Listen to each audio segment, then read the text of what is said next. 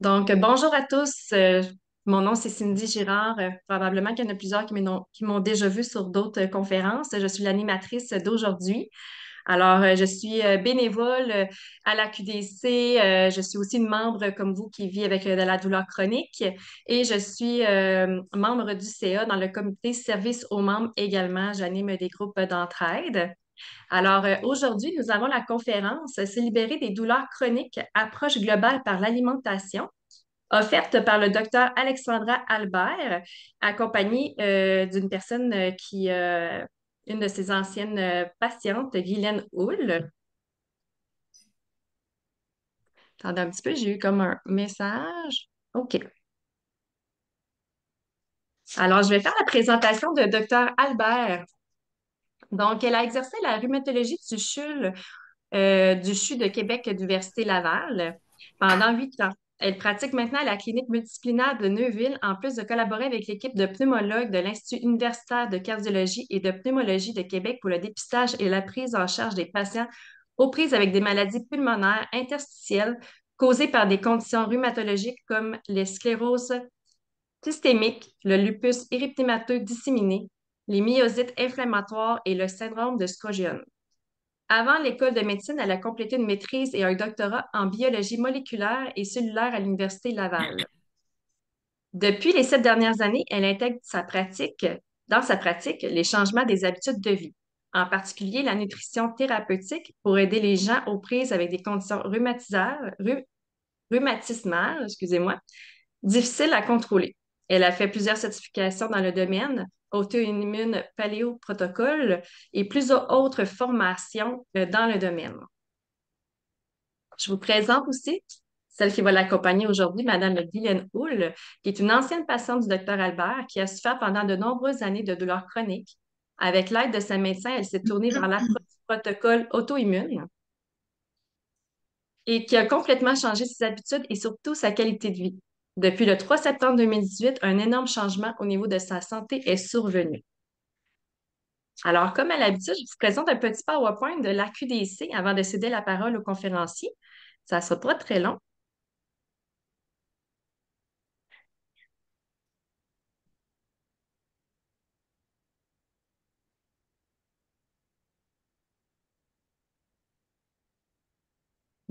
Conférence provinciale d'aujourd'hui, je vous rappelle quelques règlements de base qu'on préfère vous discuter avec vous d'avance. Alors, ici, c'est de la confidentialité, respect mutuel.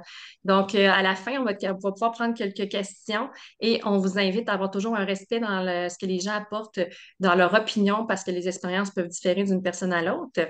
Donc, c'est une participation volontaire pour vous d'être là aujourd'hui. Personne n'est obligé de partager ou quoi que ce soit. Et une écoute active, on évite de faire des interruptions en ouvrant le micro pendant la conférence, s'il vous plaît. On va prendre la période de questions après la conférence. Durant la conférence, vous pouvez poser des questions sur le chat si vous voulez et je vais les prendre en note pour le poser à la conférencière par la suite.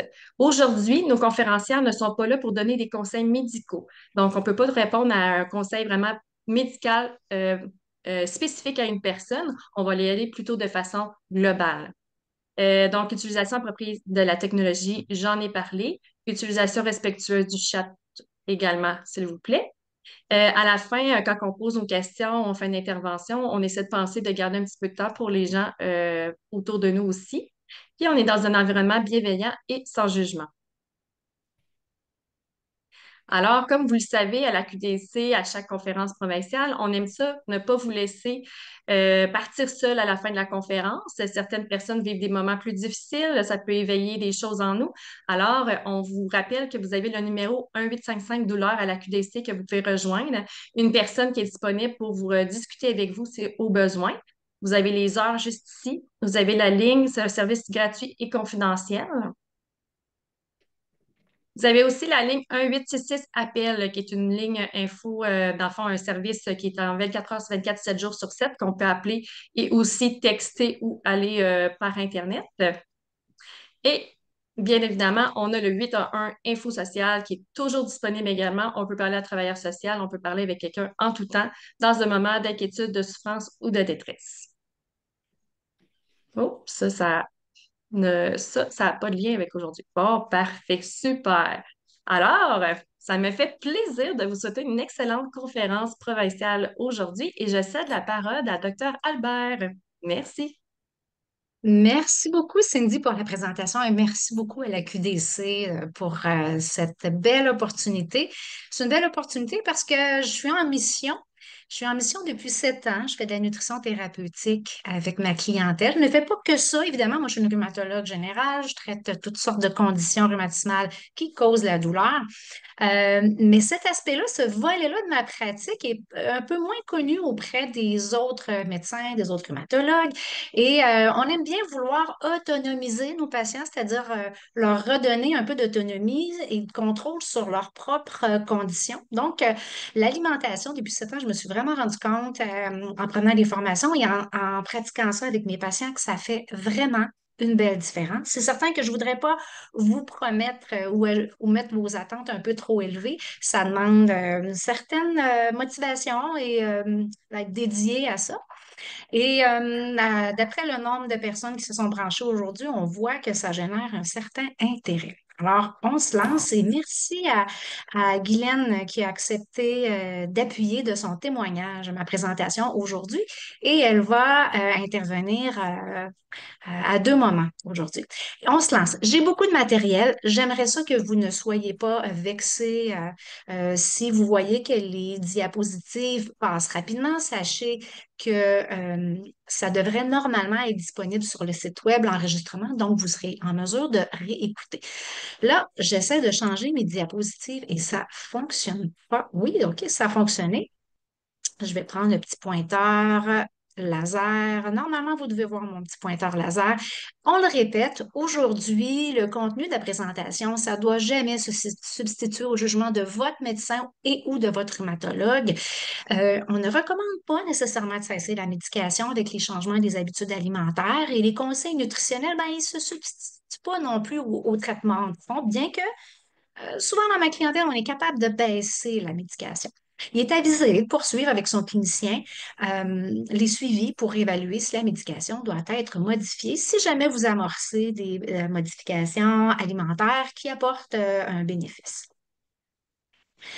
Alors, les objectifs, on va illustrer aujourd'hui l'autonomisation. En anglais, on dit empowerment, autonomisation de la gestion de la douleur chronique, que c'est possible par la nutrition avec le soutien du médecin traitant. On va explorer quelques approches nutritionnelles qui contribuent à réduire la douleur chronique, comme l'arthrose, l'arthrite, la fibromyalgie.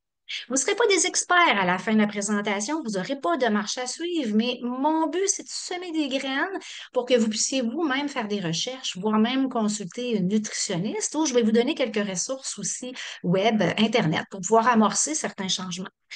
Il y a des grandes lignes, vous allez voir, elles ne sont pas compliquées. Le premier, c'est l'alcool, le deuxième, c'est le sucre, et après ça, il y a des particularités. On va présenter quelques ressources permettant de vous autonomiser et de débuter une approche nutritionnelle qui va permettre de diminuer les douleurs. Et on espère inspirer les participants avec des histoires vécues.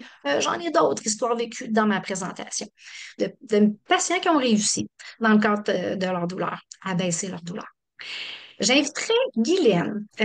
C'est une ancienne patiente. Ben oui, une ancienne patiente parce que maintenant, elle va tellement mieux qu'elle n'avait plus besoin de moi, ce qui est une excellente nouvelle. Guylaine, je te cède la parole. J'aimerais ça que tu présentes ta situation. Oui, ben merci. Merci aussi de m'accueillir. Je suis contente d'être là, de vous partager ce que j'ai vécu. J'ai 60 ans. Je suis à la retraite puis en pleine forme. Je suis une cycliste et je m'entraîne plusieurs fois par semaine, donc je suis vraiment en forme. Mon histoire, en bref, c'est que j'ai toujours été une fille sportive et active, puis avec une bonne hygiène de vie. Enfin, c'est ce que je croyais. Et pourtant, à 22 ans, j'ai eu une première crise de douleur intense là, qui s'étendait des mâchoires jusqu'aux pieds. Malgré plusieurs tests et radios, les médecins n'arrivaient pas à trouver le problème. Donc, à partir de ce moment-là, j'ai appris ce que c'était que de vivre avec la douleur chronique. J'ai eu quand même des périodes de répit, mais les épisodes de douleur revenaient tout le temps puis pouvaient durer longtemps. Plusieurs fois, j'ai eu à utiliser même une canne pour me déplacer. On me prescrivait des anti-inflammatoires, des opioïdes, des somnifères, toute sa gamme de médicaments-là. Puis pendant ces années-là, j'ai sombré à quelques reprises dans la dépression, dont une majeure. Mon Dieu, ça me touche encore. Et ma vie a changé pour une deuxième fois en 2018, quand j'ai rencontré Dr Albert, qui m'a encouragée et soutenue dans ma démarche de guérison, en choisissant l'approche auto-immune paléo plutôt que la médication. J'ai adopté l'AIP strict le 3 septembre 2018. Donc, j'ai eu à éliminer de mon alimentation plein de choses, plein d'allergènes, entre autres les produits laitiers, les œufs, les produits céréaliers, les sucres raffinés, ses substituts, les légumineuses, on parle de soya et arachides inclus, la famille des solanacées, tomates, poivrons, aubergines, pommes de terre, tous les produits transformés, les noix, les graines, l'alcool, le café, les huiles végétales. Je mangeais de la viande, poisson, fruits de mer, des légumes, sauf les solanacées, des fruits puis des bons gras, avocats, olives, coco. Et je vous dirais qu'il y a eu des changements en moins de 3 semaines. Les douleurs se sont atténuées de beaucoup et j'avais un meilleur sommeil, j'avais presque plus d'insomnie parce que je vivais beaucoup les insomnies, puis c'était assez difficile. Donc, en gros, c'est ça. Je vais laisser justement Dr Albert en parler un petit peu plus par rapport à la nutrition, puis je vous reviens un petit peu plus tard dans la présentation.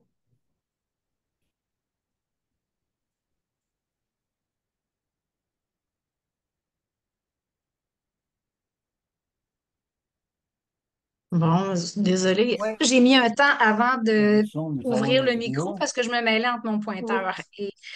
Alors, vous m'entendez bien? Oui, Parfait. L'histoire de Guylaine, vous pouvez être un peu décourageant en partant de dire, ah, je vais-tu devoir éliminer tout ça de mon alimentation? La réponse, c'est non. Guylaine l'a fait de façon très stricte parce qu'elle avait une condition qui était chronique et très avancée. Mais il y a tous les tons de gris entre ne rien éliminer et tout éliminer. Entre les deux, il y a des gens qui ont des bénéfices. Donc, mais ce qui va être plus important pour vous, c'est de comprendre pourquoi. Tu sais, pourquoi on va faire ces éliminations-là? Et je vais commencer par vous expliquer d'ailleurs, Caroline, que j'ai ça quand les diapos avancent pas tout à coup. Voilà. D'ailleurs, pourquoi on fait ces éliminations-là? Donc, il faut faire le lien entre l'assiette, l'intestin, le système immunitaire et les douleurs. Le cas de Guylaine, c'est pas mon seul, hein. J'ai au moins plus d'une centaine de patients qui vont mieux avec les approches alimentaires, et tellement que ça nous fait à penser que ta nourriture soit ton premier médicament, en fait. Un peu à l'époque de Hippocrate qui disait que tes aliments soient ton remède et que tes remèdes soient tes aliments. Donc, on pourrait penser que la première pharmacie dans laquelle on devrait piger, ça devrait être cette pharmacie-ci, la pharmacie qui commence avec un F, c'est-à-dire, c'est pas une faute, hein, c'est vraiment pour faire allusion aux produits de la ferme. Donc, dans ma clientèle, quoi sont causées les douleurs et l'inflammation sont en lien beaucoup avec l'arthrose. Les gens pensent qu'un surplus de poids, la destruction articulaire, les micro-inflammations locales sont en cause dans l'arthrose. Les douleurs peuvent être causées dans ma pratique par l'arthrite inflammatoire telle que l'arthrite rhumatoïde, la spondylite ankylosante, le lupus érythémato-disséminé et l'arthrite psoriasique et même la fibromyalgie. C'est une cause. Presque 1% de la population est atteinte de fibromyalgie. Donc, le lien entre vos douleurs et l'assiette, selon vous, c'est quoi vos hypothèses? Évidemment, si vous étiez dans une salle, je vous ferai interagir. Je vous le dis en prime, c'est deux pôles principaux. Donc, c'est la santé intestinale de par le microbiote intestinal et la perméabilité de l'intestin. Parce que oui, l'intestin peut être trop perméable.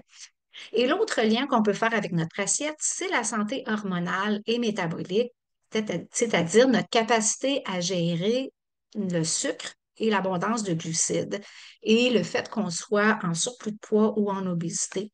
Ceci a un lien aussi avec les douleurs. Donc, ce sont nos deux grands pôles de causes nutritionnelles. Et j'exclus ici les déficits nutritionnels qui peuvent aussi augmenter la douleur, par exemple, pas assez d'oméga 3 et un manque de vitamine D. Ça peut être deux causes qui contribuent à la douleur chronique. Donc, 800 ans avant Jésus-Christ, Hippocrate disait déjà que toutes les maladies partent de l'intestin et la science aujourd'hui relie, oui, l'intestin et sa muqueuse à plusieurs maladies chroniques, dont les maladies auto-immunes, l'Alzheimer, le Parkinson, la sclérose en plaques, la dépression, l'anxiété, le trouble de déficit d'attention, l'autisme, le psoriasis et j'en passe. Parlons du microbiote et de la perméabilité intestinale. Pourquoi il est si important? D'abord, la définition d'un microbiote de l'intestin, c'est l'ensemble de tous les micro-organismes vivants dans un milieu, mais en l'occurrence dans l'intestin. Ça peut être du petit intestin jusqu'à l'anus. Et là-dedans, il y a toutes sortes de germes, mais l'abondance est surtout principalement composée de bactéries. Et le microbiote, l'intestin, plutôt, comprend le 2 tiers de tous les globules blancs de votre corps sont logés à l'intestin. Donc, la majorité de votre système immunitaire, soit 70 est logé à votre intestin. Qu'est-ce que ça à quoi c'est utile un microbiote? Parce que c'est utile, hein? C'est pas juste qu'il compose la selle une fois qu'on l'a expulsé. Un microbiote, avec toutes ces bactéries, ça aide la digestion, ça aide à nous aider, ça aide à produire de l'énergie, ça nous aide à produire des nutriments. Ça nous aide à nous protéger aussi la barrière de l'intestin contre des bactéries pathogènes, des bactéries qui peuvent créer des maladies. Et les bactéries de notre intestin, lorsqu'elles sont bonnes, elles nous aident à éduquer notre système immunitaire. Tous ces facteurs sont en cause ou peuvent modifier la qualité du microbiote, la qualité des bactéries de l'intestin. Mais le facteur le plus important, c'est la diète parce qu'on est en contact avec l'alimentation 3 fois par jour et c'est cette muqueuse-là qui a le plus de contact avec l'extérieur en réalité. Mais il y a plein d'autres facteurs qui modifient le microbiote de l'intestin, à nommer certains médicaments qu'on prend, le stress, la quantité et la qualité du sommeil et des exercices, les toxines qu'on peut absorber, les infections auxquelles on peut être exposé. Mais il y a des facteurs qui sont non modifiables, tels que la génétique et l'âge. Par contre, la diète, c'est notre facteur modifiable le plus important. Une flore intestinale déséquilibrée, on va appeler ça une dysbiose intestinale et c'est une microbiote qui comprend des bactéries néfastes. Des bactéries néfastes qui sont trop abondantes par rapport aux bactéries utiles, aux bactéries anti-inflammatoires. Et quand il y a un débalancement, quand il y en a trop de bactéries néfastes, on appelle ça une dysbiose intestinale. Et le lien entre l'inflammation et la dysbiose intestinale est bien connu, de sorte que c'est publié. On le sait que dans les maladies auto-immunes, dans l'arthrite, les douleurs chroniques, les maladies cardiovasculaires, même le diabète, le cancer et les conditions neurologiques comme la sclérose en plaques, il y a un lien. La dysbiose intestinale, elle est présente. On va parler aussi d'un concept qu'on appelle l'hyperperméabilité intestinale. Pour vous faire ça simple, non seulement ici, on peut avoir des mauvaises bactéries du côté intérieur de l'intestin, mais l'intestin peut être dans un piètre état, au point où les jonctions qui devraient coller les cellules de l'intestin ensemble soient détruites et lorsqu'il y a de l'espace trop important entre les cellules de l'intestin ou même que les cellules de l'intestin se détruisent, on appelle ça un intestin hyperperméable ou trop perméable. En anglais, ils disent leaky gut. Et ça peut être causé par des bactéries qui sont inflammatoires, par des médicaments, mais aussi par des aliments inflammatoires. Et ce que ça cause, la dysbiose intestinale, en plus de faire une hyperperméabilité intestinale, c'est que ça diminue la qualité, ou plutôt la capacité que l'intestin a de se régénérer. Ça augmente la perméabilité intestinale et ça augmente la translocation, c'est-à-dire le déplacement des substances dedans l'intestin à l'intérieur du corps humain, sous la muqueuse, et ça passe en circulation et peut ça circuler partout et créer de l'inflammation. Et ça peut même activer une réponse immunitaire. On a appris que 70 de notre système immunitaire qui est logé en dessous de l'intestin, Ça peut donc faire réagir ces globules blancs-là qui sont logés à l'intestin et ça nuit aussi à l'absorption des nutriments, mais ça nous fait absorber des petites molécules de bactéries et ça circule dans le sang. Est-ce qu'on a des données qui relient la dysbiose intestinale avec les douleurs? Ben oui, on en a avec l'arthrite rhumatoïde. On le sait que c'est présent dans le lupus érythémateux, dans le Sjögren, dans la spondylite ankylosante, dans l'arthrite psoriasique, mais même aussi dans l'arthrose et dans la fibromyalgie. Et cette dysbiose-là, elle est présente même avant l'apparition de la maladie ou de la condition. Puis on sait aussi avec les études que la dysbiose, elle induit de l'inflammation dans la sous-muqueuse intestinale aussi. Et ça peut nous aider à créer des auto-anticorps. Ça, c'est des anticorps normalement qui devraient, tu sais, les anticorps, ça aide à nous défendre contre les virus, les bactéries, mais dans le cas présent d'une maladie auto-immune, ces anticorps produits à l'intestin ont la capacité de nous attaquer nous-mêmes, nos propres organes. Est-ce qu'on a des données pour l'intestin fuyant ou hyperperméable avec les conditions douloureuses? Oui, même chose. Et en anglais, on appelle ça le leaky gut. On a des données avec l'arthrite rhumatoïde, on a des données avec le lupus, la spondylite ankylosante, l'arthrose et même encore la fibromyalgie. Donc, dans toutes ces conditions-là, gardez en tête que ce sont des gens qui développent un débalancement du microbiote et aussi un intestin beaucoup trop perméable qui absorbe des mauvaises molécules qui créent l'inflammation dans le sang. Fait que ça, c'est une autre façon de parler de la perméabilité intestinale. On a des preuves. On sait que c'est causé par certains aliments qui vont irriter l'intestin, certains médicaments et le débalancement du microbiote. Un des aliments qui peut créer une perméabilité intestinale augmentée, c'est le gluten, la protéine qui est présente dans les farines de blé. On le sait que la perméabilité est augmentée avant même le début de la maladie parce qu'il y a une petite molécule qu'on dose dans le sang qui s'appelle la zonuline qui traduit la perméabilité intestinale et c'est déjà augmenté avant le début de l'arthrite. Comment on sait que aussi la perméabilité intestinale est augmentée? C'est qu'il y a des petits bouts de bactéries, hein? Il y a de l'ADN de bactéries. Ça ici, c'est une bactérie. Imaginez que le contenu de la bactérie se retrouve en circulation dans le sang, dans les articulations et dans certains organes chez les patients qui ont de l'arthrite rhumatoïde et de l'arthrose. Alors, figurez-vous donc que le contenu bactérien de l'intestin se retrouve dans le sang, dans les jointures et dans certains organes. Alors ça traduit réellement une perméabilité augmentée. Ces petits bouts de bactéries aussi, on appelle ça des lipopolysaccharides. C'est à la surface des bactéries. Il y a des petites spicules, comme vous voyez ici, là. On en retrouve dans le sang également. Ça devrait être seulement dans l'intestin. Mais chez les gens qui ont de la douleur chronique, ces petits bouts-là, on les retrouve dans le sang. Et plus il y en a, plus la maladie est importante, plus les douleurs sont importantes, donc ça corrèle. Plus on en trouve dans le sang, plus ça corrèle avec une maladie plus active et plus souffrante, plus douloureuse.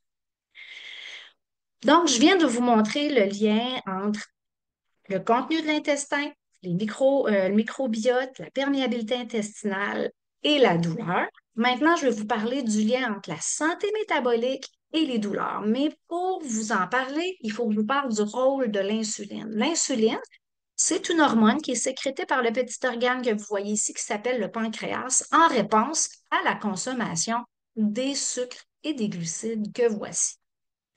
Fait que l'insuline sert à absorber le sucre de nos aliments. C'est une hormone qui circule. Dès qu'on met une pomme dans notre bouche, il y a une sécrétion d'insuline pour faire absorber le sucre dans nos cellules.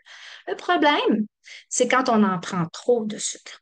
C'est une hormone qui va stimuler le stockage des gras. C'est une hormone qui va empêcher l'utilisation des gras à titre d'énergie. Et on sait même que si on donne de l'insuline aux animaux ou aux êtres humains, ils se mettent à prendre du poids. Donc, le problème, c'est pas de manger des sucres, c'est d'en manger trop. Ça fait trop monter l'insuline. Et ça nous met à risque de quoi? Ben, d'obésité. Plus on mange du sucre, plus il y a de l'insuline, plus il y a de l'insuline, plus ça nous fait stocker nos gras et ça nous augmente le risque d'obésité. Est-ce que l'obésité, c'est difficile pour les jointures? Oui, bien sûr. Donc, je le répète, trop de glucides comme les sucres, les féculents, les produits raffinés contiennent beaucoup trop de glucides, ça fait sécréter trop d'insuline qui nous fait prendre du poids qui crée ce qu'on appelle de la résistance à l'insuline. Puis qui dit trop de poids, dit aussi trop de leptine, une autre hormone qui, elle, nous fait augmenter l'inflammation et la douleur. Donc, c'est une cascade, hein? Trop de sucre crée trop d'insuline crée trop de poids fait trop sécréter de la leptine et la leptine, elle génère de la douleur et de l'inflammation. Donc, en obésité, on sait que les gens ont 2 à 4 fois plus de risques de douleurs chroniques. On sait qu'ils sont plus résistants à l'insuline. Donc, il faut qu'ils sécrètent beaucoup plus d'insuline pour gérer la même pomme que moi, je peux manger, par exemple. Plus de résistance à la leptine, donc il y a plus de leptine dans le sang. Et quand c'est les personnes qui sont obèses ont plus d'arthrose aux mains, aux genoux, mais c'est pas juste à cause du poids, mais c'est aussi parce qu'il y a trop de leptine et trop de molécules inflammatoires dans le sang qu'on appelle la protéine C réactive. Et ça fait en sorte que quand les gens sont plus obèses, on a plus de difficultés aussi à traiter leur arthrite, leur arthrose et leur inflammation. Trop de tissu graisseux, ça sécrète trop. Le tissu graisseux comme tel a la capacité de sécréter des molécules inflammatoires dans le sang. Sans les nommer nécessairement, sachez que le tissu graisseux a la capacité de relarguer, de relâcher dans le sang des molécules inflammatoires. Et le trop de gras aussi rend l'insuline et la leptine moins efficaces, de sorte qu'on doit en sécréter de plus en plus pour que ça devienne efficace. Mais là, trop d'insuline et trop de leptine dans le sang, ça génère des douleurs. Voici, on sait que la science a démontré que la leptine, en trop grande quantité, ça génère de l'inflammation dans le lupus et dans l'arthrite rhumatoïde.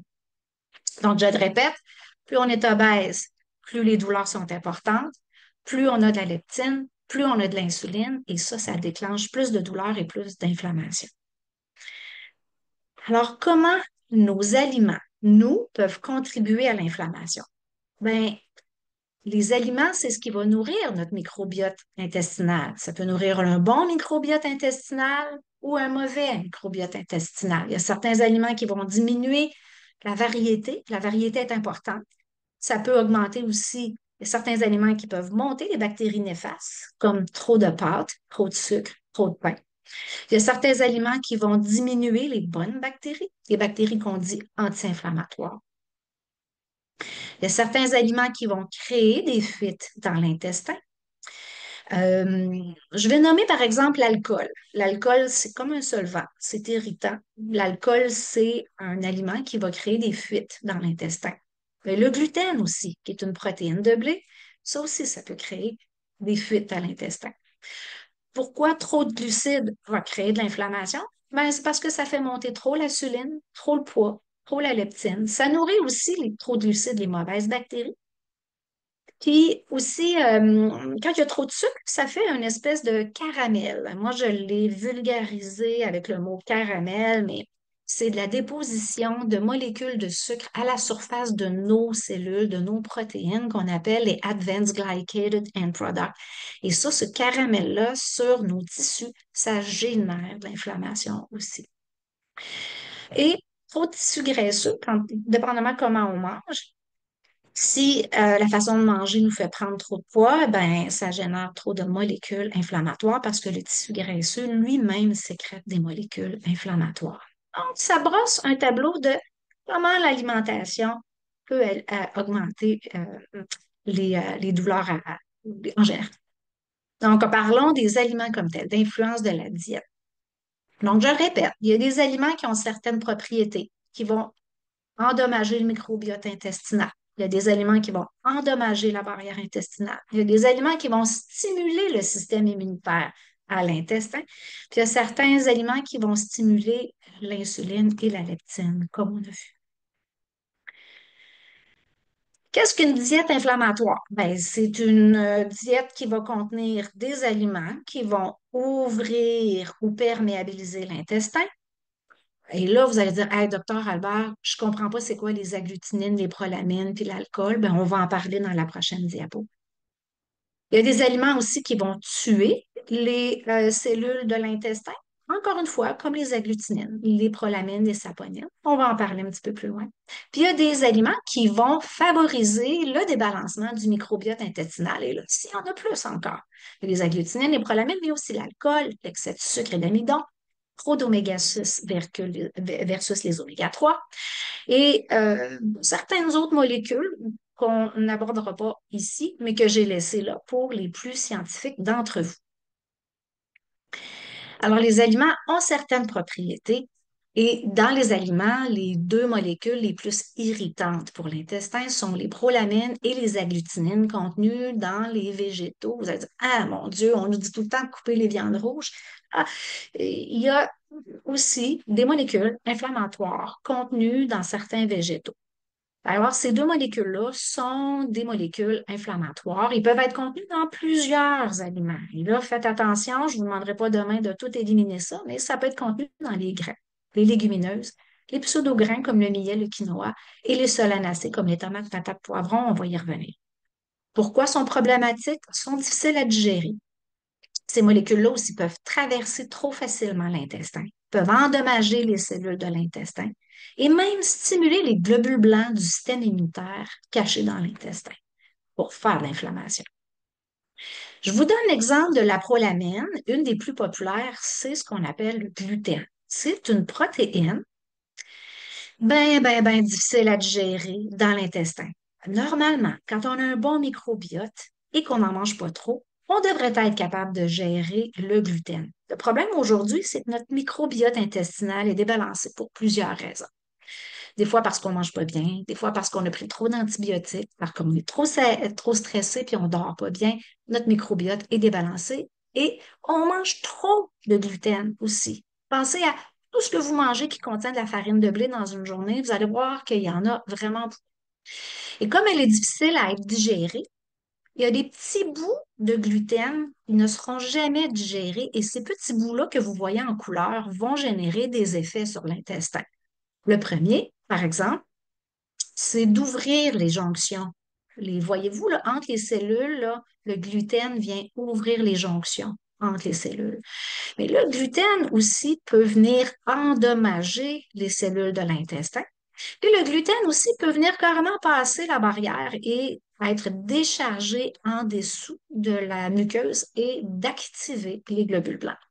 Dans quoi on retrouve le gluten? Évidemment, dans les produits de blé, mais dans l'acronyme SABO, qui veut dire seigle, avoine régulière qui est contaminée, l'orge et la triticale que pas beaucoup de personnes connaissent. Est-ce qu'on peut avoir d'autres raisons d'être intolérant au blé? Oui, il n'y a pas juste le gluten. Il y a que les produits de blé contiennent beaucoup trop de sucre et d'amidon quand on en mange trop, évidemment.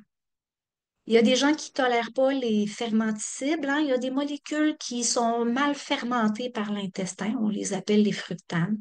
Ça peut stimuler les mauvaises bactéries de l'intestin. Il y a aussi des agglutinines qui sont irritantes pour l'intestin dans les produits de blé, comme dans le germe de blé. Mais surtout et avant tout, c'est le pesticide Roundup de Monsanto. C'est du glyphosate. Et ça, c'est étendu sur nos blés canadiens pour le faire sécher plus rapidement afin de le récolter plus rapidement. Et ça se retrouve dans nos farines de tous les jours. Et sachez que c'est une forme d'antibiotique, le glyphosate. Ça a été développé pour être un antibiotique et ça tue les deux grandes bonnes familles de bactéries qui sont anti-inflammatoires. Donc, ça tue les lactobacilles et les bifidobactéries. Quand vous mangez un pain qui n'est pas biologique, il contient du glyphosate. Donc, c'est comme si vous mangiez à petite dose des antibiotiques. Les agglutinines, pourquoi elles sont plus irritantes? Pour les mêmes raisons que pour le gluten. C'est des substances qui peuvent irriter l'intestin en ouvrant les jonctions, en détruisant certaines cellules et en se retrouvant de l'autre côté pour générer de l'inflammation. Et on le retrouve dans les grains, les légumineuses, les solanacées, les arachides, les soya, la glutinine de germe de blé, et ça peut stimuler l'inflammation. Fait que les solanacées, là, c'est ça ici. C'est les tomates, patates, poivrons, aubergines. C'est ça, les solanacées.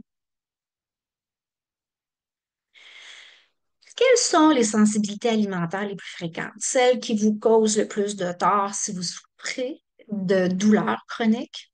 Ben, d'abord, il y a l'alcool qui n'est pas ici. Il y a les sucres raffinés, le gluten de blé et et pour plusieurs, les produits laitiers également. Il y en aurait d'autres, mais ce n'est pas nécessairement tout le monde qui ne tolère pas les œufs, le solaire, le maïs, les arachides, les noix et les autres. Je vous parle de Victor, hein. Je veux illustrer l'arthrite rhumatoïde chez les enfants. Victor est rendu à 25 ans. C'est quand même drôle, je l'ai vu ce matin en contrôle. Il est atteint d'arthrite juvénile depuis l'âge de 4 ans, mais aujourd'hui, il n'y a plus d'arthrite. Avant ça, ça touchait ses genoux. Là, voyez-vous comment il est gros? Ça touchait la mâchoire. Il avait besoin d'infiltration, d'anti-inflammatoires. Mais actuellement, il n'y a plus besoin de traitement parce qu'on s'est rendu compte en vieillissant que la seule chose maintenant qui irritait son arthrite, c'était l'alcool. Fait que maintenant, il sait quand il prend un petit coup avec ses amis que le lendemain, son arthrite va durer 24 heures. Mais autrement, s'il reste loin de l'alcool, il n'y a plus jamais de rechute d'arthrite et il n'y a plus vraiment besoin de traitement. Dans les différentes diètes, comment on met toutes ces connaissances-là en place pour représenter dans sa tête quelle serait la meilleure diète? Ben, je vous le dis en partant, il n'y a pas une meilleure diète, il y a plusieurs possibilités. Le jeûne, ça serait excellent si c'était possible de le faire à long terme, mais ce n'est pas soutenable. Mais sachez que le jeûne met en rémission des gens de l'arthrose, de l'arthrite et même de la fibromyalgie. Ben, je vous parle de Mme Duquette. Un jour, son intestin a tordu comme ça. Elle a dû rentrer à l'hôpital. Et sa condition, c'était de l'arthrose très sévère. Ça pourrait être ses mains, ça, mais c'est pas vraiment ses mains, mais ses mains ressemblaient à ça avec beaucoup plus de gonflement. Elle était souffrante depuis 18 ans. Elle avait de l'arthrose dans les mains, mais aussi dans le bas du dos. Et à l'hôpital, ben, quand on a l'intestin tordu comme ça, il faut qu'on arrête de manger. Donc, elle a arrêté de manger pendant 4 jours et miracle, aucune douleur après 4 jours. Et puis, en retournant chez elle avec une alimentation normale, ça a pris 4 jours et les douleurs sont revenues. Elle a dit, ben, Caroline, ma fille m'a dit que le gluten, ça pourrait être quelque chose que je pourrais enlever de mon alimentation. Et de fait même, elle a arrêté le gluten et après 4 jours seulement, ses douleurs étaient disparues à nouveau. Et maintenant, aujourd'hui, elle est encore sans gluten, puis elle n'a plus de douleur de son arthrose, ni des mains, ni du dos. Fait que, il y a une super grande étude qui regroupe 31 articles où on a étudié les jeûnes chez les arthrites rhumatoïdes pendant 7 à 10 jours. Ben, voyez, toutes les études ont démontré qu'il y avait une diminution des symptômes d'arthrite, une diminution des marqueurs d'inflammation dans le sang, une diminution de l'hyperperméabilité intestinale, mais une détérioration à nouveau avec la réintroduction des aliments, puisqu'il y avait des aliments inflammatoires dans l'alimentation qu'ils avaient repris. Fait que, OK, on part d'où? Si je ne peux pas manger une diète ordinaire, je mange quoi? Ben, le bon point de départ, c'est la diète méditerranéenne. C'est celle avec laquelle on a beaucoup d'évidence pour la santé cardiovasculaire. On en a moins pour l'arthrite et la douleur, mais on en a quelques-unes quand même. Je vous donne l'exemple de Justine, 54 ans, qui a d'une arthrose très douloureuse avec des raideurs diffuses. Elle avait mal aux pouces, aux genoux, aux mains, tout, mais elle n'avait pas vraiment d'arthrite. Elle avait aussi un côlon irritable, un bon embonpoint avec une bonne résistance à l'insuline. Ce qu'elle a décidé de faire, sous notre recommandation à moi puis notre nutritionniste, c'est qu'elle a fait une diète méditerranéenne. Elle a réduit les glucides à cause qu'elle a trop besoin d'insuline pour gérer la même quantité de sucre. L'insuline, c'est nocif. Donc, on a réduit ses glucides à 40 grammes par repas.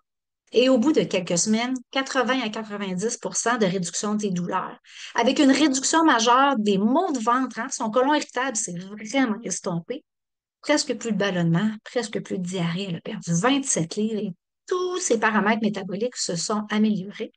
Est-ce qu'elle peut recommencer à manger comme avant? La réponse, c'est non. Il faut qu'elle maintienne sa diète méditerranéenne faible en glucides pour garder sa qualité de vie. Est-ce qu'on peut aller plus loin? Parce que est-ce que la diète méditerranéenne est bonne pour tout le monde? La réponse, c'est non. Parfois, la douleur nécessite qu'on fasse davantage que la diète méditerranéenne. Puis là, cette étude-là, là, je ne vous fais pas lire les colonnes, mais je veux juste vous dire qu'ils ont comparé des gens qui sont atteints d'arthrite rhumatoïde et qui sont obèses. Il y en a la moitié du groupe qui ont mis sur une diète méditerranéenne ordinaire, et l'autre moitié du groupe qui ont mis sur une diète méditerranéenne qui ont appelé Supercharge 2.0. C'est quoi une diète méditerranéenne Supercharge 2.0? C'est une diète où on a retiré les gluten, on a enlevé les solanacées, que voici les tomates, patates, poivrons, aubergines, on a diminué la quantité des viandes rouges et on a augmenté les aliments anti-inflammatoires comme le gingembre, le curcuma, les fines herbes. Fait intéressant, c'est que les gens sur la simple diète méditerranéenne se sont améliorés de leur synovite, de leur arthrite. Le médecin trouvait qu'ils étaient mieux, mais les patients ont trouvé qu'ils étaient vraiment beaucoup mieux sur la diète méditerranéenne Supercharge 2.0, sans les gluten, sans les solanacées, sans les viandes rouges, plutôt moins de viande rouge. Et pour eux, là, les patients, là, depuis le début jusqu'à la fin, il y a eu une meilleure amélioration de la douleur, une meilleure amélioration de la fatigue, une diminution quand même de l'arthrite. Et le patient se trouverait franchement mieux amélioré que dans le groupe simple diète méditerranéenne. Comme quoi, on peut faire encore mieux en excluant des aliments plus inflammatoires comme le gluten, les tomates, les patates, les poivrons. Madame Gauthier aussi, c'est ce qu'on lui a fait faire. Moi, je l'ai connue en 2020. Elle avait de l'arthrite rhumatoïde. On a commencé un médicament qu'on appelle le Plaquenil, mais il était trop doux, c'était pas suffisant. Puis, bon, son arthrite persistait, mais elle voulait pas que je lui donne d'autres médicaments.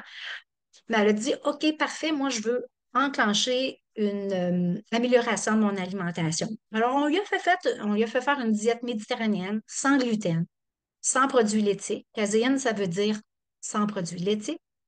On a arrêté les arachides parce qu'elle en mangeait beaucoup trop et on a arrêté les tomates, patates, poivrons. Elle est tombée en complète rémission en janvier 2021.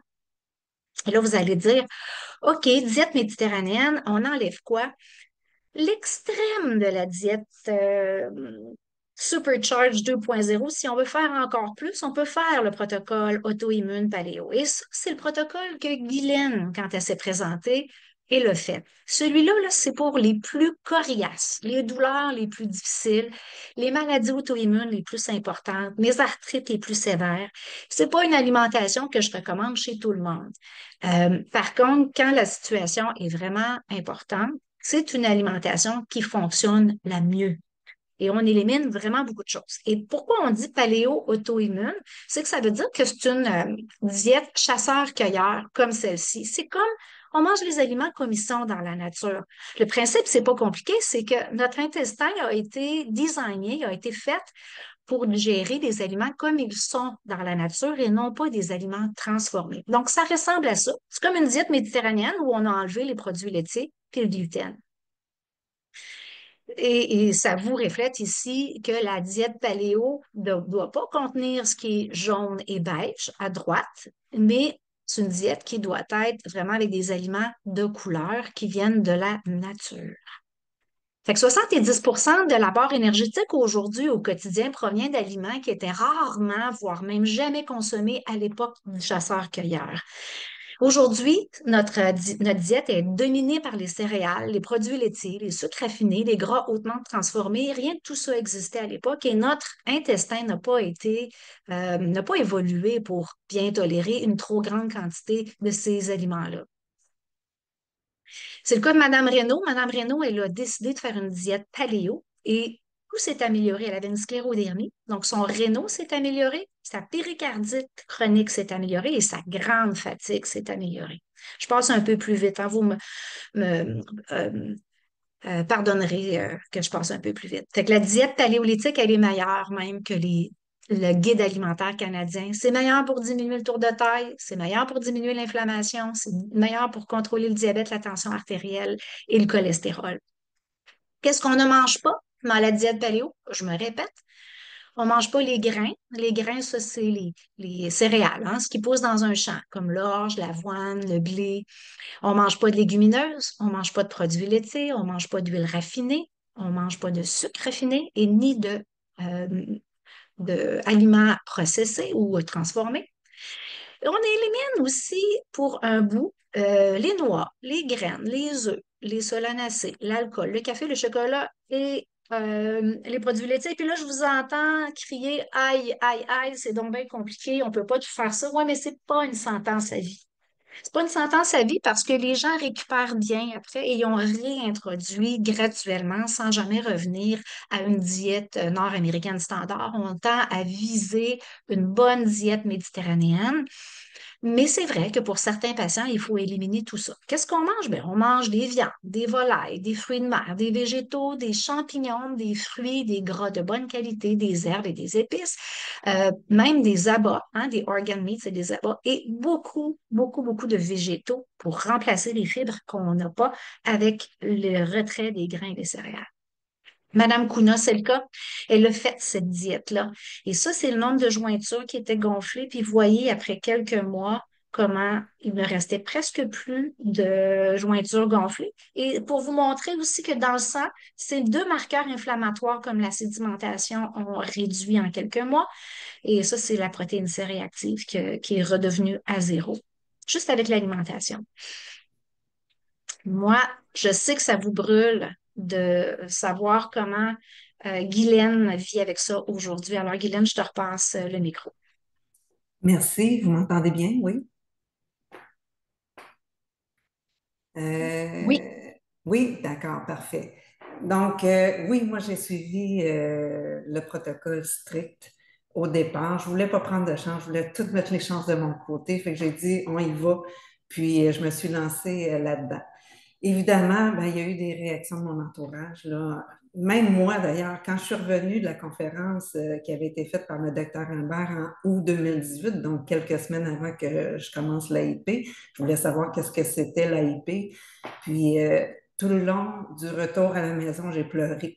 J'ai pleuré dans mon auto parce que je savais que j'aurais un grand deuil à vivre. Puis, quand j'en ai parlé à mon conjoint, il a répliqué dans quel genre de secte tu veux t'embarquer. Mes amis m'ont dit on ne pourra plus jamais t'inviter à manger, c'est trop contraignant, ça n'a pas de bon sens. Mais j'avais quand même pris ma décision parce que ça faisait 32 ans que je souffrais. Puis là, je me suis dit, ben, qui m'aime me suivre. Évidemment, ça apporte des épreuves en société. Mais par exemple, je vous dirais que quand mon entourage a pris connaissance, a pris conscience du bien que ça m'avait apporté, alors ils ont commencé à me croire, puis à me soutenir, puis à m'encourager. Alors, quand on m'invitait à souper, ben, j'apportais mon repas ou mes ingrédients pour compléter mon assiette. Par exemple, si on préparait une salade sans se l'amasser, j'apportais ma vinaigrette maison. Si on préparait des viandes, ben là, à ce moment-là, il n'y avait aucun assaisonnement pour moi. La même chose pour les restos. Je vous dirais que pendant longtemps, j'ai évité les restos. Puis quand j'ai commencé à y aller, puis même quand j'y vais encore, souvent, si c'est un resto que je ne connais pas, je vais appeler avant pour savoir si c'est possible d'adapter leur plat avec mes restrictions. Je suis même arrivée dans un mariage avec ma boîte à lunch. Fait que oui, ça me tenait à cœur, puis je l'ai vraiment suivi strict. Aussi, ben, je suis quelqu'un qui voyage beaucoup. Évidemment, ça apporte son lot d'obstacles de ce côté-là aussi. Maintenant, ce qu'on fait souvent, c'est qu'on va louer une maison où est-ce que je peux cuisiner mes repas. Mais dernièrement, j'ai quand même eu à partir en Europe quelques semaines, puis au Costa Rica. Et là, quand on a à déjeuner, dîner, souper au resto, je vous dirais que ça devient un casse-tête. Donc, il faut toujours informer les gens qu'on ne mange pas de gluten, pas de ci, pas de ça. Ça m'amenait aussi à apporter tout ce qui est déjeuner. Donc, j'apportais mes pains, des pains que je fais à la maison. On développe plein de recettes, des pains sans produits céréaliers, évidemment, mes muffins, mes collations. Puis, j'apportais le plus d'aliments possible dans la mesure où ça rentrait dans ma valise. Et dans mes loisirs, ben, je vous l'ai dit en introduction, je suis une cycliste. Donc, mes collations, c'est des collations que je prépare à la maison. Ce que je mets dans mes bouteilles à boire, ben, c'est vraiment des jus, exemple, de canneberge pur, bio, sans sucre, avec de l'eau de coco, puis un petit trait de sirop d'érable. Mais je vous dirais qu'avec le temps, on s'habitue, puis on vit avec. Comment je vois l'avenir? Ben, ça fait 6 ans aujourd'hui. J'ai réintroduit plusieurs aliments parce que le docteur Albert l'a dit aussi, ce n'est pas une sentence à vie. J'ai réintroduit des aliments, je les ai testés. Mais j'évite toujours les produits transformés, la gamme de sucre raffiné, le gluten, puis les produits laitiers, et je m'en porte très bien. Même que j'ai des amis, puis des gens qui me réfèrent d'autres personnes qui ont des problèmes de santé, puis qui veulent savoir comment changer ça, puis comment arriver vers un mieux-être. Puis je me rends compte aussi que de tous les bienfaits des changements majeurs dans leur alimentation, comment ça peut leur apporter. Revenir en arrière, vous êtes certain que vous connaissez la réponse, jamais. En plus de plus avoir de douleur, puis un meilleur sommeil, mon intestin se porte bien. J'ai plus d'énergie, une meilleure humeur, j'ai même une peau plus éclatante. J'ai appris avec mon conjoint à cuisiner autrement. Puis revenir en arrière, ça voudrait dire revenir à la douleur. Non, merci. Dans mon processus, je me suis beaucoup inspirée des conseils du docteur Sarah Ballantyne, qu'on a vu d'ailleurs sur une vidéo avant. Elle a fait des livres, on l'appelle aussi The Paleo Mom. Mais c'est quand même le docteur Albert qui m'a apporté cette solution et qui a changé ma vie. Et je l'en remercie beaucoup. Voilà pour ma part. Bravo, Madame Wood, bravo. J'ai la chair de poule en ce moment. Et moi, je suis encore toute émue. Ah là là.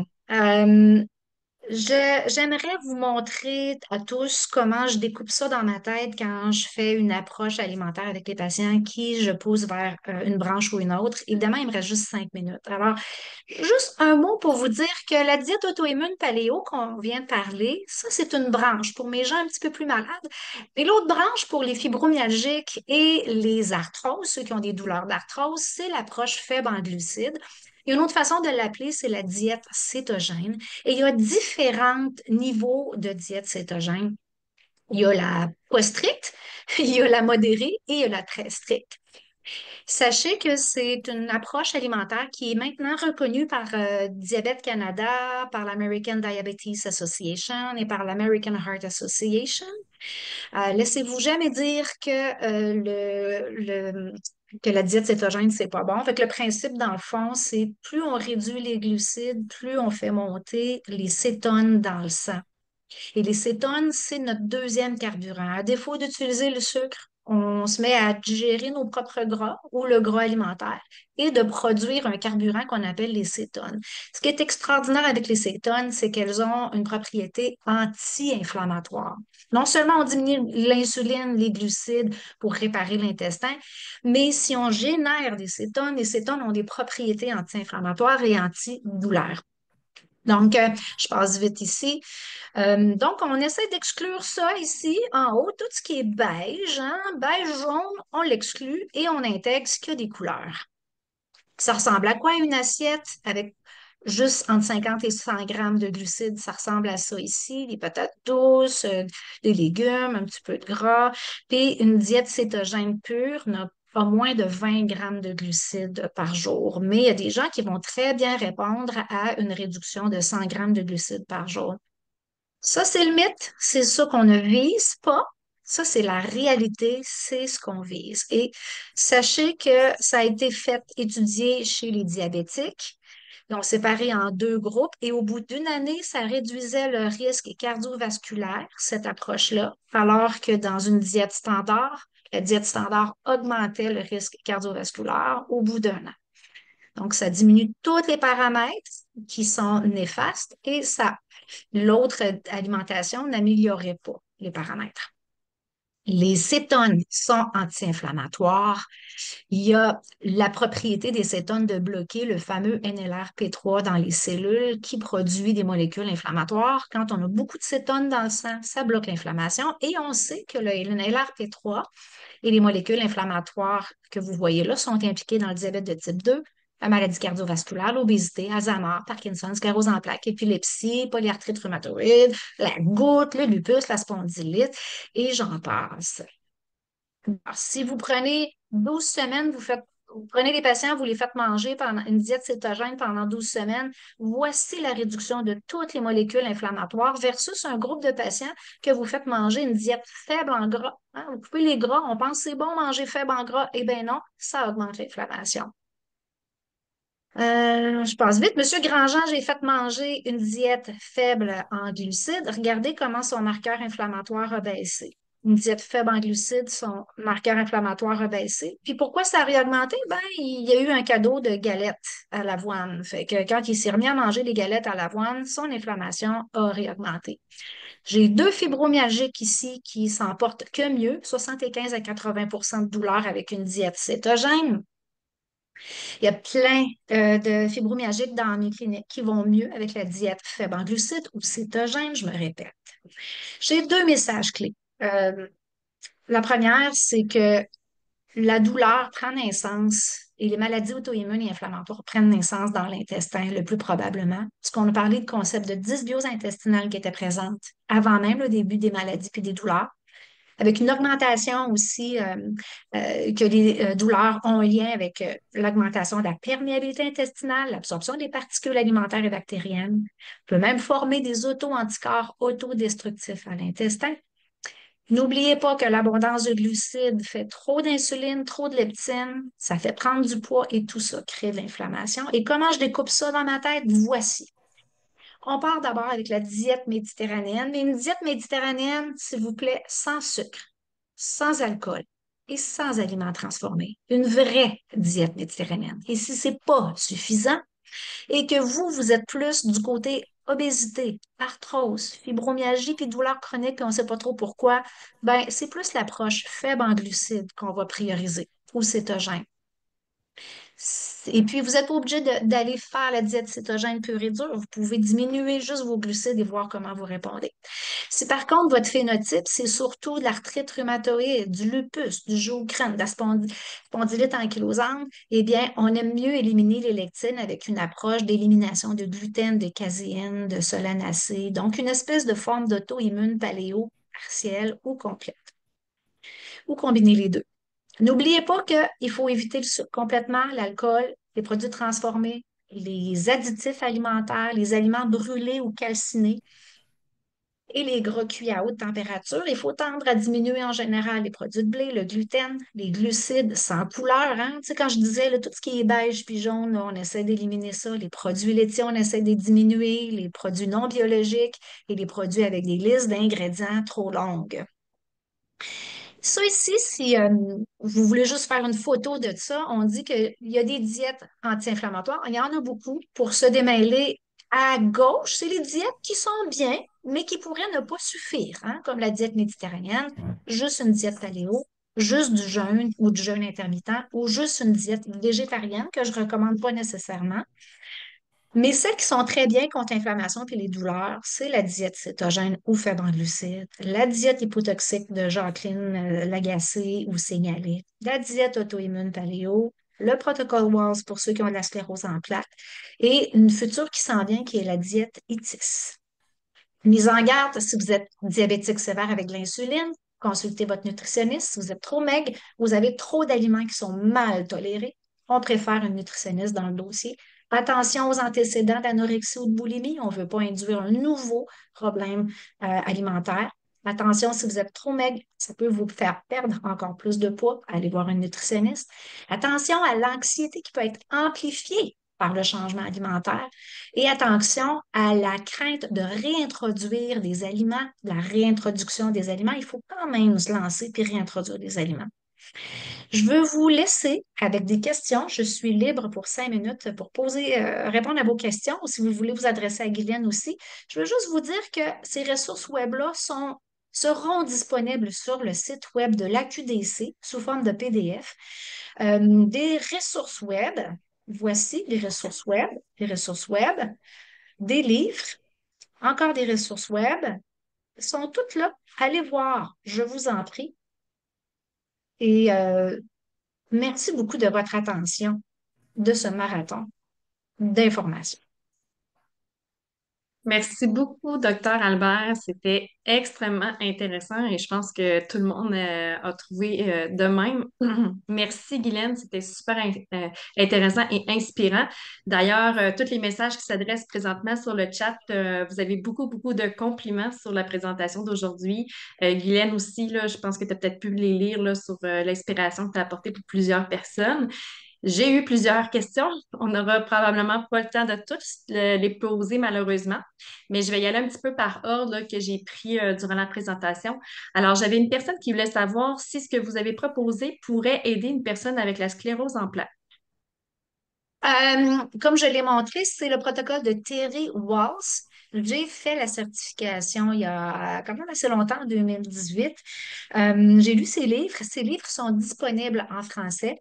La diapositive de la référence va être dans le PDF disponible. Donc, docteur Terry Walls, comment j'ai vaincu la sclérose en plaques. Parfait, merci beaucoup. Ensuite, Vas-y. prochaine question. Oui. Ah, c'est drôle, je l'avais sous la main. Voilà. Merci beaucoup. Prochaine question. On demandait, est-ce qu'il existe des tests sanguins pour évaluer le débalancement dont vous avez parlé? Bon, la personne parlait qu'elle elle avait la fibromyalgie, là, mais j'imagine que la question pourrait être un petit peu plus élargie là, si on peut voir ça avec des tests sanguins. Non, c'est seulement dans les protocoles de recherche, hein, quand on peut doser les petites particules bactériennes, puis le NLRP3, les molécules inflammatoires, ça se fait seulement juste en recherche pour le moment, malheureusement. On doit présumer de. Mm. Parfait. Merci beaucoup. Autre question. Pour une personne qui est végétarienne, on parle beaucoup d'éliminer les œufs, les noix. Donc, les personnes se demandent un peu où est-ce qu'ils pourraient aller chercher leurs protéines dans ce type de diète. Ouais. Faire une diète d'élimination comme genre, la diète auto-immune paléo en étant végétarienne, c'est presque impossible. Euh, je vais vous montrer, c'est quand même drôle, j'ai tout ça sous la main, là. Vegan Keto. Vegan Keto, on voit la référence ici. Oui. McDowell, Liz McDowell.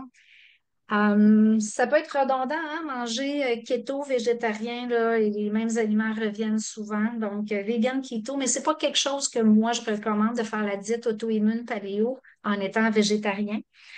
Ni même la diète cétogène, ça peut être difficile. Fait, moi, je recommande de voir une nutritionniste pour justement aller chercher plus large de protéines, mais ça, c'est un défi. C'est un défi que je ne le recommande pas nécessairement. OK, parfait, merci. Donc, j'ai beaucoup de questions justement des gens qui ont des cas particuliers puis se posent des questions sur des cas particuliers. J'imagine que c'est mieux d'être accompagné par un nutritionniste dans ce cas-là. Bon, la connaissance ou les connaissances des nutritionnistes vont être très, très variables à l'égard de ces protocoles-là. Elles ne sont pas formées, sauf exception, pour coacher des protocoles comme ça. Ça peut être intéressant d'aller voir sur le site de Auto-Immune Paléo, en fait, les références que je vais vous avoir laissées sous PDF. Il y a des répertoires de coachs qui peuvent aider. Il y a des nutritionnistes qui sont ouvertes aussi. Vous pouvez explorer avec elles, puis si vous obtenez rien, des fois, il faut aller, faut pousser un petit peu plus loin, malheureusement, sans la nutritionniste. Ça, j'aime moins ça dire ça, mais écoutez, je suis forcée de dire que c'est pas enseigné aux nutritionnistes, sauf exception. Il y a des nutritionnistes, comme par exemple la nutritionniste à ma clinique à Neuville. Je ne veux pas l'inonder de consultations, mais j'ai une excellente nutritionniste qui a une grande ouverture et des grandes connaissances pour aider à appliquer ces protocoles-là dans la région de Québec, clinique multidisciplinaire de Neuville. Parfait, merci beaucoup. Est-ce qu'on avait le temps pour une autre question, docteur Albert, ou je vois qu'il est 13h03? Je vois la sclérose en plaques. Il y a quelqu'un qui me demande si ça marche pour la sclérose en plaques. La réponse, c'est oui. D'ailleurs, c'est à cause d'une de mes connaissances qui souffre de sclérose en plaques chronique, d'une forme progressive. Elle a fait le protocole WALS avec succès. Donc, elle a été capable de renverser ses douleurs neuropathiques. Sa vue s'est améliorée. Ses douleurs et ses brain fog sont disparus. Brain fog étant le brouillard mental, l'incapacité à réfléchir et à rétentionner. Le protocole WALS, poussé à 100%, a été très bénéfique pour elle, extraordinaire. Moi, j'ai fait le cours de coaching, puis j'ai été témoin de gens qui allaient mieux aussi avec le protocole de Dr. Walls, sur lequel elle publie d'ailleurs. Peut-être une dernière question. S'il y en a Oui. une aussi pour Madame Hull, je ne sais pas s'il y a des gens qui voulaient s'adresser à Madame Hull. J'essaie de faire le tour, ça défile très rapidement. Peut-être qu'on peut prendre une question à main levée pour Madame Hood. Est-ce qu'on aurait une personne avec la main levée? J'ai vu, par exemple, un commentaire tantôt. Oui, allez-y. pour disant que c'était peurant. Oui, c'est vrai que c'était peurant. Puis je vais vous dire que dans un cas où on élimine tout, quand on fait le protocole strict, je l'ai dit en revenant de la conférence du docteur Albert au début, j'ai pleuré tout le long parce qu'on a beaucoup de deuil à faire, autant social qu'au niveau de l'alimentation. Puis même, je dis, mon conjoint a mal réagi au départ quand je lui ai annoncé, mais entre ça puis souffrir, tu sais, ça faisait tellement longtemps que je souffrais que ma décision a quand même été facile, mais oui, ça prend de la rigueur, ça prend de la détermination, puis après ça aussi, il faut s'entourer de gens qui vont nous encourager là-dedans. Mais oui, c'est pas facile. Mais Merci on a des beaucoup. bons résultats. Oui, exactement. Ça peut valoir vraiment la peine. Merci, Guylaine. Donc, merci, docteur Albert. Un immense merci. Ça a été très intéressant. Il y a plusieurs questions qu'on n'a malheureusement pas eu le temps de répondre. On sait qu'on en aurait probablement eu pour une autre heure juste à pouvoir vous répondre. On aurait bien aimé, mais malheureusement, nos conférencières vont devoir nous quitter. Sachez que cette présentation va être diffusée demain. En fait, vous allez pouvoir la revoir en diffusion sur notre site Internet dès demain. Vous avez aussi un PowerPoint que Dr. Albert voulait avec beaucoup d'informations, beaucoup de ressources. Donc, ça fait beaucoup d'informations aujourd'hui, mais sachez que demain, vous allez pouvoir aller tout rechercher ça sur notre site Internet et pouvoir explorer peut-être ce nouvel univers pour vous. Je vous remercie énormément d'avoir été présent. Je vous rappelle aussi qu'à la FIDC, notre prochaine conférence provinciale est le 5 novembre de midi à 13 heures et ça va être donné par Pierre-Louis Auger, ergothérapeute et le sujet est la douleur chronique et sexualité, mieux comprendre pour mieux s'adapter. Donc ça, c'est notre prochaine conférence provinciale qui vous est offerte. Sur ce, je vous remercie à tous. Passez une excellente journée et merci d'avoir été présents. Merci, Dr. Albert. Merci, Guylaine. Avec grand plaisir. Bye Au bye. revoir. Merci de vos bons commentaires. Puis Michel, Vincent, je t'ai répondu dans le chat box. Salutations à tout le monde. Merci encore d'invitation. Puis merci, Guylaine. Ça fait plaisir. À la prochaine. Bientôt.